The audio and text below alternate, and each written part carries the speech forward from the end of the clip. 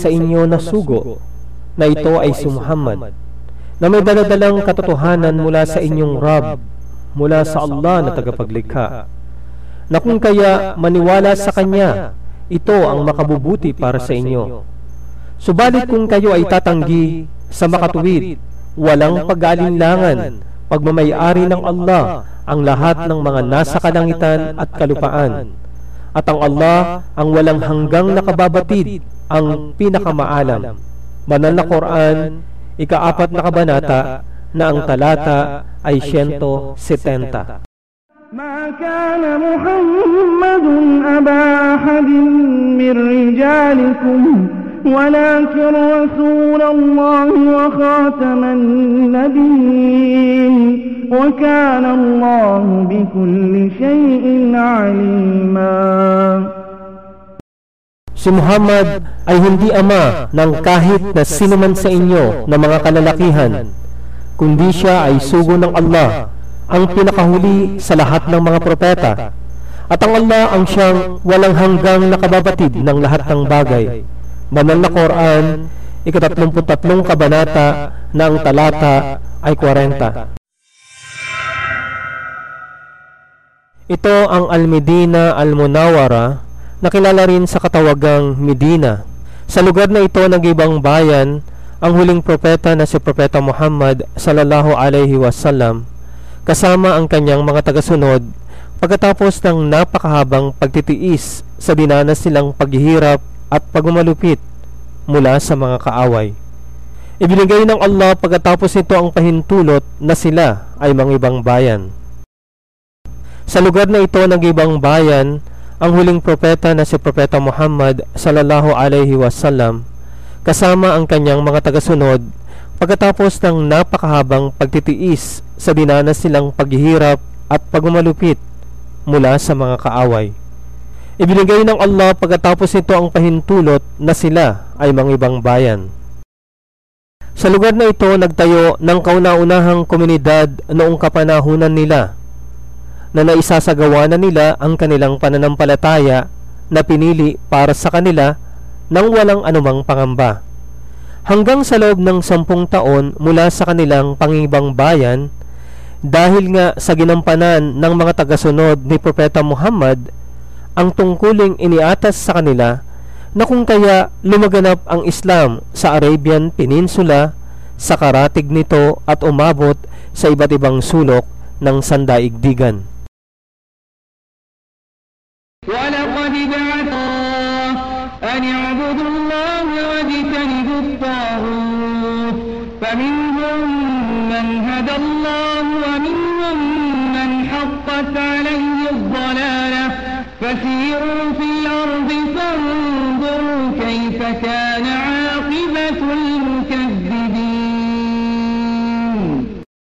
At katiyakan, kami ay nagpadala sa bawat nasyon ng sugo na inihahayag na sambahin lamang ang Allah ng nag-iisa at bukod tangi, at iwaksi ang mga huwad na sinasamba bukod sa Allah.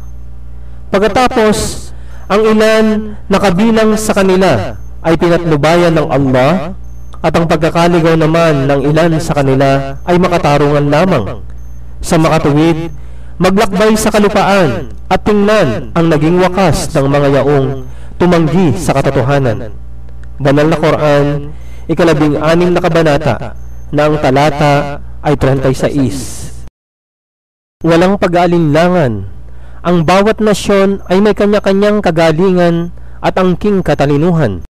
Subalit ang lahat ng ito ay nagiging walang saysay kapag siya ay nagmataas at tinanggihan niya ang katotohanan pagkatapos itong dumating sa kanya. Katulad ng mga naunang sibilisasyon na winasak ng Allah, na ang buong pag-aakala nila ay mapapangalagaan nila ang kanilang mga sarili sa pansamantalang kapangyarihang ipinatamasa sa kanila. Subalit, nung dumating sa kanila ang kaparusahan, nagmistula silang mga lugmok na mga bagay. Katotohanan, hindi ang Allah ang nagmali sa kanila, kundi sila mismo ang nagmali sa kanilang mga sarili sa pamamagitan ng kanilang pagmamataas at pagtanggi sa katotohanan. Ganito rin ang nangyari sa lungsod ng Sodom at Gomora, na kung saan itinaob ang kanilang lungsod at pagkatapos ay inulanan ito ng mga bato mula sa kalangitan bilang kabayaran sa karumal-dumal na kasamaan na kanilang ginawa. فلما جاء أمرنا جعلنا عاليها سافلها وأمطرنا عليها حجارة من سجيل منضود. Sa makatuwid, nang dumating ang aming kautusan, aming itinaob ang mga lungsod ng Sodom sa Palestine, at umulan mula sa mga ito ng mga matitigas na mga bato sa napakaayos na pagkakasalansan, isa pagkatapos ng isa. Banal na Quran, 11 kabanata na ang talata ay 82. Ganoon din ang nangyari sa Madain Saleh. Ang Madain Saleh ay isang lugar na matatagpuan sa pagitan ng Hijaz at Tabuk. Kilala ang kanilang tribo sa pangalan ng kanilang ninuno na si Thamud bin Athir bin Iram bin Shem bin Noah. Sila ay nakatira sa mga mababatong bundok at inuukit nila ito at ginagawa nila ito bilang kanilang tahanan. Ang masaklap nito ay sumasamba sila sa mga idolo, na kung kaya ipinadala sa kanila si Propeta Saleh upang anyayahan sila sa pagsamba sa nag-iisang tagapaglikha. Humingi sila ng katibayan kay Propeta Saleh, isang buntis na babaeng kamelyo, na ito ay kitang-kita na lumabas mismo sa bato. Magkagayunpaman ay kaunti lamang ang naniwala mula sa kanila. Binigyan sila ng babala na huwag sasaktan ang kamelyong ito, ngunit binaliwala nila ang babalang ito at pinatay pa rin nila ang babaeng kamelyo. Na kung kaya winasak sila ng Allah sa pamagitan ng nakabibingi at kakilakilabot na ingay, walang nakaligtas sa kanila maliban sa mga kakaunting tagasunod ni Propeta Saleh.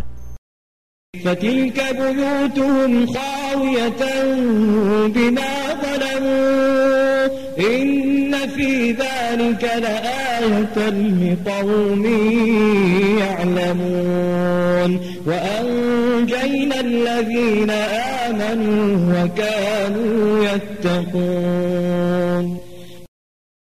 Ito ang kanilang mga tahanan na nasa lubos na pagkawasak dahil sa sila ay gumawa ng kasamaan. Katiyakan, sa ganitong pangyayari ay may makatotohanang aral para sa mga taong nakababatid. At iniligtas namin, sabi ng Allah, yaong mga naniwala at kinatakutan ang Allah at pinanatili ang kanilang tungkulin sa Kanya.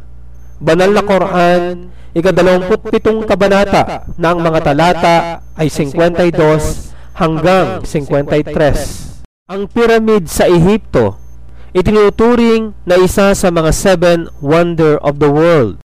Kabilang sa mga unang sibilisasyon, pinamunuan ng iba't ibang paraon, punong-puno ng kasaysayan at aral. Kapanahunan pa lamang ni Propeta Ibrahim, ay may mga paraon na namumuno sa Ehipto. Ang pinakabantog na kwento hinggil sa Ehipto ay noong kapanahunan ni Propeta Yusuf, noong siya ay itinapon sa balon ng kanyang mga kapatid dahil sa panibugho, hanggang sa siya ay makuha ng mga manlalakbay at ipinagbili siya sa Ehipto bilang alipin. At ang isa pa ay noong kapanahunan ni Propeta Moses, na kung saan ang isa sa dahilan ng pagkakasugo sa kanya ay upang alisin sa pagkaalipin ang mga angkan ni Israel mula kay Paraon. Ito ang pulang karagatan na kanilang tinawiran, na sa pamagitan ng paghampas ni Moses ng kanyang baston sa karagatan, ito ay nahati sa 12 pagkakahati at hindi isa o dalawa, na tulad ng pagkakaalam ng iba, na kung kaya sila ay nakatuwid sa kabilang ibayo. فَالْيَوْمَ نُنَجِّيكَ بِبَدَنِكَ لِتَكُونَ لِمَنْ خَلْفَكَ آيَةً وَإِنَّ كثيرا من الناس عن آياتنا لغافلون. Na kung kaya